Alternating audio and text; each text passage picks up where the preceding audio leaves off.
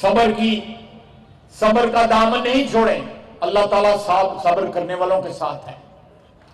آپ کے قائد کے سامنے جیل میں مریم، اس کی بیٹی، ہماری بیٹی جو ہے اس کی ملاقات کے لیے گئی ہوئی تھی، اس کے سامنے نیب نے اس کو جیل سے گرفتار کیا۔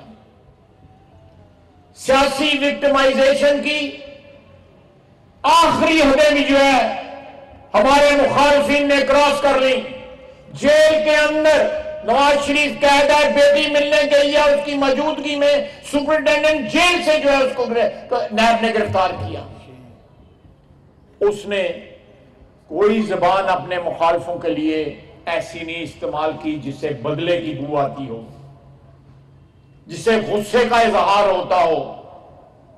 اس نے کہا کہ میں اپنے معاملات جو ہیں وہ اللہ پہ چھوڑتا ہوں۔ آج اس کا چھوٹا بھائی جو ہے وزیر اعظم ہے اس ملک کا۔ ہم جب قید کی کوٹریوں میں قید تھے تو رہائی جو ہے وہ بھی ناممکن لگتی تھی۔ اسمبلی میں پہنچنا، وزیر بننا، وزیر اعظم بننا تو ہماری سوچ میں بھی نہیں تھا۔ یہ اس کی مہربانی ہے، اوپر والے کی مہربانی ہے، یہ ہمارا کمال نہیں ہے، اس کے کمال کی انتہا ہے، رب العزت کے کمال کی انتہا ہے۔ یہ نواز شریف کا صبر تھا جس کی آج سالگرہ جو ہے منا رہے ہیں،